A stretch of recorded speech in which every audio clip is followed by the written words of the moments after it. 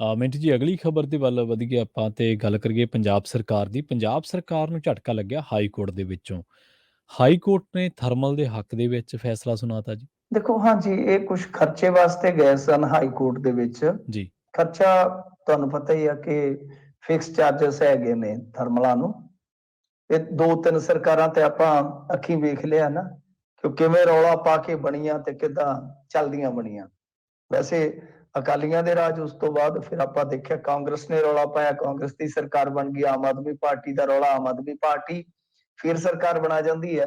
ਪਰ ਹੁਣ ਕੋਈ ਥਰਮਲ ਤੇ ਬੋਲਦਾ ਹੀ ਨਹੀਂ। ਉਹਦਾ ਕਾਰਨ ਇਹ ਹੈ ਕਿ ਜੀ। ਅਕਾਲੀਆਂ ਲਵਾਏ ਸੀਗੇ ਹੂੰ।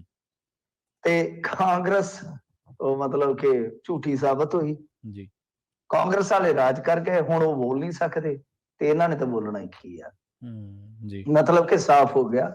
ਜਿਹੜੀ ਗੱਲ ਅਸੀਂ ਕਹਿੰਦੇ ਹੁੰਦੇ ਸਾਂ ਕਿ ਥਰਮਲ ਪੁੱਟਣੇ ਏਡੇ ਸੌਖੇ ਨਹੀਂ ਹੈਗੇ, ਏਡੇ ਸੁਖਾਲੇ ਨਹੀਂ ਹੈਗੇ। ਤਾਂ ਇਹ ਜਿਹੜਾ ਥਰਮਲ ਦਾ ਮਸਲਾ ਹੈ, ਦੇਖੋ ਦੋ ਚੀਜ਼ਾਂ ਨੇ ਇਹਦੇ ਵਿੱਚ ਕਿ ਇੱਕ ਤਾਂ ਇਹ ਹੈ ਕਿ ਸਾਨੂੰ ਜ਼ਰੂਰਤ ਆ ਤੇ ਉਹ ਇਸ ਮਾਮਲੇ 'ਚ ਮੋਟੀ ਕਮਾਈ ਕਰਦੇ ਪਏ, ਇਹਦੇ 'ਚ ਕੋਈ ਸ਼ੱਕ ਨਹੀਂ।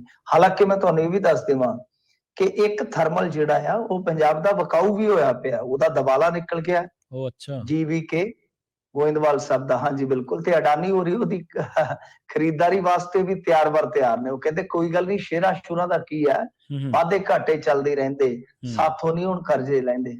ਇਹ ਪਤਾ ਕਿਹਨੇ ਗਾਇਆ ਸੀ, ਯਾਦ ਹੈ ਤੁਹਾਨੂੰ? ਇਹ ਭਗਵੰਤ ਮਾਨ ਜੀ ਨੇ ਗਾਇਆ ਸੀਗਾ ਜੀ। ਅੱਛਾ। ਵਾਧੇ ਘਾਟੇ ਚੱਲਦੇ ਹੀ ਰਹਿੰਦੇ, ਸਾਥੋਂ ਨਹੀਂ ਹੁਣ ਕਰਜ਼ੇ ਲੈਂਦੇ। ਠੀਕ ਹੈ। ਤਾਂ ਗੱਲ ਇਹ ਆ ਕਿ ਇਹ ਅਡਾਨੀ ਹੋਰੀ ਉਸ ਥਰਮਲ ਨੂੰ ਖਰੀਦਣ ਵਾਸਤੇ ਬਿਲਕੁਲ ਕਾਲੇ ਆ। ਪਰ ਇਹ ਮਸਲਾ ਜਿਹੜਾ ਹੈ, ਇਹ ਇੱਕ ਹੋਰ ਥਰਮਲ ਪਲਾਂਟ ਹੈ ਜਿਹੜਾ ਤਲਵੰਡੀ ਸਾਬੋ ਤੇ ਨਾਭੇ ਵਾਲਾ। ਇਹ ਲੋਕਡਾਊਨ ਦੇ ਵਿੱਚ ਕੀ ਹੋਇਆ ਸੀਗਾ ਕਿ 2 ਮਹੀਨੇ ਦੇ ਦੌਰਾਨ ਜਿਹੜਾ ਬਿਜਲੀ ਉਤਪਾਦਨ ਸੀਗਾ ਇਹਨਾਂ ਨੇ ਜਾਰੀ ਰੱਖਿਆ।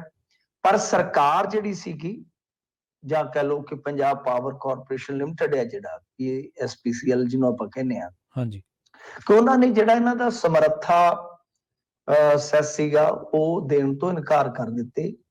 ਇਨਕਾਰੀ ਹੋ ਗਈ ਜਦੋਂ, ਤਾਂ ਉਹ ਫਿਰ ਹਾਈ ਕੋਰਟ ਦੇ ਵਿੱਚ ਗਏ ਆ ਤਾਂ ਦੱਸਦੇ ਆ ਕਿ 300 ਕਰੋੜ ਤੱਕ ਇਹ ਜਿਹੜੀ ਰਕਮ ਹੋ ਸਕਦੀ ਹੈ, ਕਿਉਂਕਿ 2010 ਦੇ ਐਗਰੀਮੈਂਟ ਦੇ ਤਹਿਤ, ਜਿਵੇਂ ਆਪਾਂ ਕਿਹਾ ਹੀ ਹੈ ਕਿ ਫਿਕਸ ਚਾਰਜਸ ਜੀ, ਇਹਨਾਂ ਨੂੰ ਆਪਾਂ ਇਸੇ ਤਰ੍ਹਾਂ ਕੋਈ ਵੱਖੋ ਵੱਖਰੀ ਭਾਸ਼ਾ ਹੁੰਦੀ ਹੈ ਤਕਨੀਕੀ ਤੌਰ ਤੇ, ਤਾਂ ਇਸੇ ਤਰ੍ਹਾਂ ਦਾ ਹੀ ਕਹਿ ਲਓ ਜਿਹੜਾ ਇੱਥੇ ਸ਼ਬਦ ਇਸਤੇਮਾਲ ਕੀਤਾ ਗਿਆ, ਉਹ ਕੀਤਾ ਗਿਆ ਸਮਰੱਥਾ, ਜੋ ਉਹਨਾਂ ਨੂੰ ਟੈਕਸ ਜਾਂ ਸੈਸ ਜਿਹੜਾ ਵੀ ਬਣਦਾ ਹੈ, ਤਾਂ ਉਹਦੀ ਰਕਮ ਜਿਹੜੀ ਹੈ ਉਹ 3000 ਕਰੋੜ ਤੱਕ ਬਣੇਗੀ। ਤਾਂ ਤੁਸੀਂ ਹਿਸਾਬ ਲਾ ਲਓ ਕਿ ਗਰਮੀਆਂ ਤੋਂ ਪਹਿਲਾਂ ਜੋ ਇੱਥੇ ਚੱਲਦਾ ਪਿਆ ਉਹ ਬਹੁਤ ਔਖਾ ਕਰੇਗਾ ਆਉਣ ਵਾਲੇ ਸਮੇਂ 'ਚ। 300 ਕਰੋੜ ਇਹ ਪੈ ਗਿਆ। ਫਿਰ ਜੇ ਤੁਸੀਂ ਦੇਖੋਗੇ ਤਾਂ ਹੁਣ ਵਾਧੂ ਖਰਚਿਆਂ ਦੀ ਜੇ ਗੱਲ ਕੀਤੀ ਜਾਵੇ ਕਿ ਇਹਨਾਂ ਨੇ ਮਤਲਬ ਕਿ ਇੱਕ ਚੀਜ਼ ਹੋਰ ਕੀਤੀ ਹੈ ਕਿ 20% ਵਿਦੇਸ਼ੀ ਕੋਲੇ ਦੀ ਖਰੀਦ ਕਰਕੇ ਦੇਸੀ ਕੋਲੇ ਨਾਲ ਬਲੈਂਡ ਕਰਕੇ, ਬਲੈਂਡ ਸਮਝਦੇ ਹੋ ਨਾ, ਉਹਨੂੰ ਰਲਾ ਕੇ ਨਾਲ ਉਹ ਵਰਤੋਂ ਕਰਨੀ ਹੈ। ਤਾਂ ਇਹਦੇ ਵਿੱਚ ਕੀ ਹੈ ਕਿ 1200 ਕਰੋੜ ਰੁਪਏ ਦਾ ਐਕਸਟਰਾ ਖਰਚਾ ਉਹ ਆਉਣਾ। 12 ਤੇ 300 ਕਿੰਨਾ ਹੋ ਗਿਆ? 1500।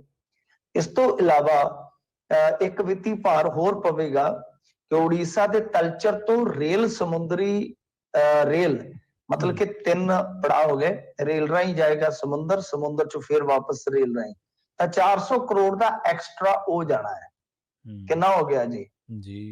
ਆਪਾਂ ਗਿਣ ਕੇ ਆਏ ਹਾਂ ਪਿੱਛੇ, ਤਾਂ ਹੋ ਗਿਆ ਇਹ, ਰੱਬ ਤੁਹਾਡਾ ਭਲਾ ਕਰੇ, 15 ਤੇ 400 ਇਹ ਹੋ ਗਿਆ ਤਕਰੀਬਨ ਹਾਂਜੀ, ਇਹ ਹਿਸਾਬ ਲਾ ਲਓ ਕਿ 1900 ਕਰੋੜ ਰੁਪਈਆ ਇਹ ਹੋ ਗਿਆ। ਇਸ ਤੋਂ ਇਲਾਵਾ ਜੇ ਆਪਾਂ ਦੇਖੀਏ ਤਾਂ ਬਾਕੀ ਜਿਹੜਾ ਸਬਸਿਡੀਆਂ ਵਾਲਾ ਜਿਹੜਾ ਜੋ ਵੀ ਚੱਲੀ ਜਾਂਦਾ ਹੈ ਰੇੜਕਾ, ਉਹਦੇ ਵਿੱਚ ਬਚਾ ਲਿਆ। ਤਾਂ ਮਤਲਬ ਕਿ ਤਕਰੀਬਨ ਲਾ ਲਓ ਕਿ 2000 ਕਰੋੜ ਦਾ ਹਜੇ ਆ ਫਾਈਨੈਂਸ਼ੀਅਲ ਈਅਰ ਸ਼ੁਰੂ ਹੋਣਾ ਆ, ਉਹ ਤੋਂ ਪਹਿਲਾਂ ਹੀ ਉਹ ਜਿਹੜਾ ਆ ਪਾਵਰਕਾਮ ਤੇ ਪੈ ਗਿਆ ਵਾ। ਇਸ ਕਰਕੇ ਪਾਵਰਕਾਮ ਦੀ ਹਾਲਤ ਬਹੁਤ ਪਤਲੀ ਹੋਈ ਪਈ ਹੈ। ਸਰਕਾਰ ਜੋ ਮਰਜ਼ੀ ਕਹੀ ਜਾਵੇ, ਪਰ ਇੱਕ ਝਟਕਾ ਤੇ ਨਾਲੇ ਸਾਫ਼ ਤੌਰ ਤੇ ਸੰਕੇਤ ਆ ਕਿ ਜੋ ਉਹ ਜਿਵੇਂ ਗਾਣਾ ਸੀ ਨਾ, ਜੋ ਵਾਅਦਾ ਕੀਆ ਉਹ ਨਿਭਾਣਾ ਪੜੇਗਾ, ਕਿ ਥਰਮਲਾਂ ਦੇ ਨਾਲ ਜੋ ਵੀ ਵਾਅਦੇ ਕੀਤੇ ਆ, ਕੋਰਟ ਵੀ ਮੰਨਦੀ ਹੈ ਕਿ ਬਾਈ ਜੀ ਇਹ ਮਾਮਲਾ ਜਿਹੜਾ ਉਹ ਤੇ ਤੁਹਾਨੂੰ ਹੁਣ ਨਜਿੱਠਣਾ ਹੀ ਪੈਣਾ ਹੈ।